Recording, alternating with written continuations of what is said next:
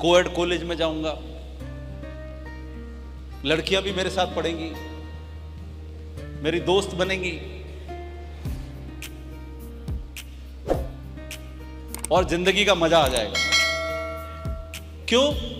क्योंकि पहली से 12वीं तक यही सोचते रहे कि यार कॉलेज में को एजुकेशन होती है, यहां क्यों नहीं है? नहीं है। और हम तो सरकारी स्कूलों के पढ़े हैं। इधर तो बेचारे लड़कियों का स्कूल सुबह लगता है और लड़कों का शाम को लगता है, दोपहर बाद। हमारे पिताजी इतने अमीर तो थे नहीं कि हमें किसी मॉडल स्कूल में पढ़ा देते। ये आप ही के दिल की बात कर रहा हूं मैं, हाथ रखे रहो यहां पर। आपके साथ भी ऐसा हो चुका है, वो है ना। अब 12वीं के बाद एक ही ख्याल आता है कि भाई कॉलेज चले जाएं, कुछ हमारी जिंदगी अच्छी हो जाएगी, कुछ दोस्त बन जाएगी, अच्छा लगेगा। लेकिन पिताजी ने कह दिया कि अब पढ़ने की कोई जरूरत नहीं है, नौकरी करो। तो बड़ा गुस्सा आया अपने पिताजी पे कि ऐसे कैसे आप कह सकते हो कि नौकरी करो, अभी तो मैं कॉलेज जाना है, ग्रेजुएशन करनी है। तो उन्होंने साफ कह दिया कि कोई फायदा नहीं है और मैं तुम्हें अब और पढ़ाने वाला नहीं हूं। तो आप एक काम करो, अगर आप नौकरी करने के लिए तैयार नहीं हो तो बोरिया बिस्तर एक घर में से ले जाओ और घर से बाहर निकल जाओ, अब मैं तुम्हें खिला पिला भी नहीं सकता। मुझे नहीं पता, आज के माँ बाप तो ऐसे नहीं कहते हैं।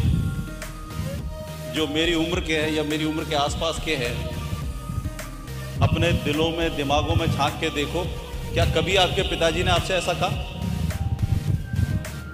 मुझे लगता है मेरे पिताजी rare of the rarest case थे। बड़ी मुश्किल से पाए जाने वाले व्यक्ति ऐसे जो अपनी औलाद को यह कह दें कि भैया या तो नौकरी करो या बोरी बिस्तर लेके घर से निकल जाओ। उस समय बड़ा गुस्सा आया। कहानी लंबी नहीं करूंगा क्योंकि तथ्य पे रहना चाहता हूं, बहुत सारी स्टोरीज है इसके पीछे। लेकिन उन्होंने एक जज्बा डाल दिया अंदर कि जब तक नौकरी नहीं करोगे तब तक तुम्हें यह पता नहीं लगेगा कि तुम्हारी इस दुनिया में औकात क्या है। सही है कि नहीं? आप कितने भी स्मार्ट हो, कितने भी नंबर लेके आते हो, जब नौकरी के लिए जाते हो तभी आपको पता लगता है ना कि आपकी औकात कितने की है।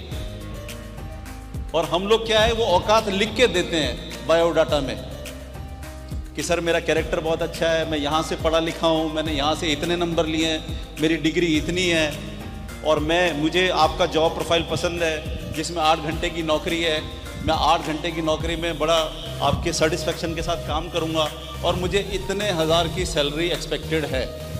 लिखते हैं आप इस बायोडाटा में? आप लोगों ने लिखे? मैं बोल रहा था लिखे हो या ना लिखे हो, हाँ बोल देना बस, ठीक है। लिखे होंगे, नहीं लिखे होंगे, लिखने पड़ेंगे, नहीं तो लिखवाए होंगे। लिखने ही पड़ते हैं। एक्चुअली वो है क्या? वही है हमारी औकात। जब हम नीचे लिखते हैं कि मैं 6,000 सैलरी में काम कर लूंगा, मैं 10,000 सैलरी में काम कर लूंगा, मैं 50,000 रुपए की सैलरी में काम कर लूंगा, एक्चुअली वो हमारी औकात है। हम अपने आप को कहते हैं कि बस अगर आप इतना दे दोगे तो सुबह से लेकर शाम तक हम आपको दंडवत प्रणाम करते रहेंगे। आप जो मर्जी कहना, आपका काम ठीक से नहीं हुआ तो मुझे गाली भी देना, माँ बहन भी करना, जो करना है करना, लेकिन भगवान के लिए मुझे नौकरी पे रख लो क्योंकि भाई मेरे पास रोटी खाने का जुगाड़ नहीं है। ऐसे ही करते हैं हम, ये सच्चाई है। 4 महीने आप नौकरी करके अगर 5वें महीने अगर एम्प्लॉयर आपका कह देना कि भाई मेरे पास नौकरी नहीं है, घर जाओ, तो आपकी पैंट गीली हो जाती है। होती है नहीं होती? क्योंकि घर में बीवी है, बच्चे हैं। नहीं तो आपको लगता है कि माँ बाप क्या सोचेंगे कि भाई मैं काबिल नहीं निकला, मुझे नौकरी से क्यों निकाल दिया। आप सही भी हो तो अभी 100 सवाल आपके ऊपर खड़े हो जाते हैं। क्यों? क्योंकि अब आपके पास नौकरी नहीं है, अब आपके पास कमाने का कोई तरीका नहीं है। समाज ने जो भी कुछ हमें बताया, सिखाया, पढ़ाया, वो हमारे काम नहीं आ रहा, लेकिन उसके लिए दोषी भी हम ही हैं। क्यों? क्योंकि नौकरी नहीं है।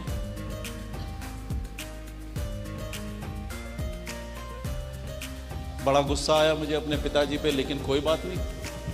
अब या तो बोरी बिस्तरा उठा के घर से बाहर निकलना था या फिर नौकरी करनी थी। तो मैंने कहा मुझे तो नौकरी मिलेगी नहीं, आप मेरी नौकरी लगा दो। तो उन्होंने बोला ठीक है, मैं किसी एक लॉयर को जानता हूँ, टाइपिंग का काम है वहाँ पर, और वो तो तू कर ही लेगा, तो तेरी नौकरी वहाँ पर पक्की।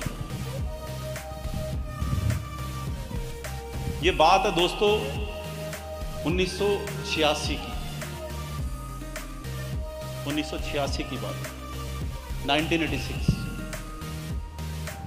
मैंने टाइपिंग की जॉब शुरू करी और पूरा 1 महीना काम करने के बाद उन्होंने मुझे 300 रुपये सैलरी दी। कितनी? 300 रुपये। वो 300 रुपये मिलते ही मुझे गुस्सा आ गया। पहली कमाई थी, सर माथे पे लगा करके बड़ा खुश होना चाहिए था, क्योंकि मेरे पिताजी के दोस्त के पास मैं नौकरी कर रहा था और सैलरी की बार्गेनिंग तो उनसे कर नहीं सकता था। इसलिए जो भी उन्होंने बोला सैलरी मिल जाएगी तो चिंता मत कर, तू काम कर। मैंने 1 महीने मन लगा के काम किया और 300 रुपये सैलरी मिली। और जब मुझे पता लगा कि मुझे 300 रुपये में हायर किया गया, मुझे गुस्सा आ गया।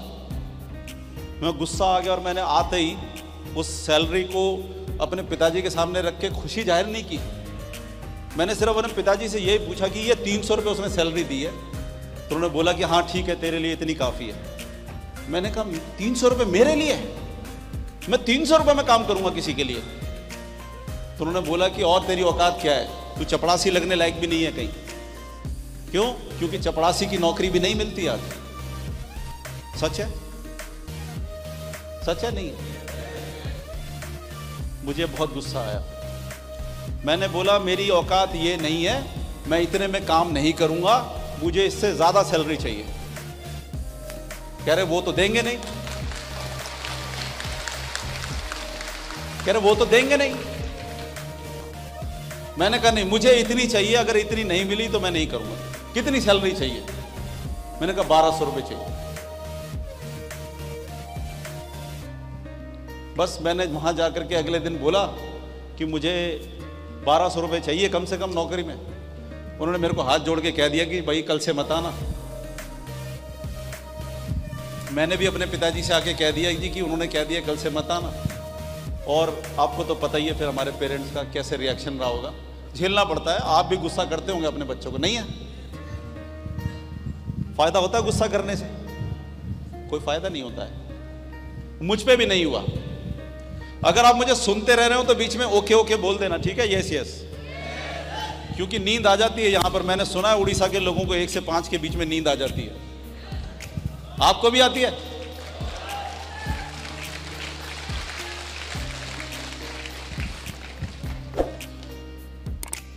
अब क्या हुआ कि मेरे पिताजी फिर मेरे पीछे लग गए कि भाई नौकरी कराओ, इस लड़के को नौकरी करानी पड़ेगी, नहीं तो कैसे काम चलेगा। बोरिया बिस्तर तो उन्होंने बांध के रखा हुआ था कि हमेशा बोलते थे कि ज्यादा बकवास करनी है तो उठा के निकल जाओ। और मैं मन ही मन सोचता था ये भक्रुअल बाप कैसे दे दिया तुमने मुझे। लेकिन क्या करे, जब आदमी कुछ नहीं कोसता है तो अपने फादर को ही कोसता है। नहीं, उन्होंने एक जगह ताज होटल में मेरी बात करी, मेरा भाई वहां पर नौकरी करता था बड़ा। उन्होंने 4 शब्द मेरे से अंग्रेजी में बोले। मैंने कहा ऊँ करता रहा मैं, मुझे समझ नहीं आया कि ये क्या पूछ रहे हैं अंग्रेजी में इतना। तो उन्होंने कहा नौकरी में तो हम लगा देते, लेकिन इसको अंग्रेजी नहीं आती, इसलिए अगर मैं बीच बीच में अंग्रेजी मार दूं कभी तो आप समझ लेना कि मैं आप पे इंप्रेशन डालने के लिए बोल रहा हूं, ठीक है?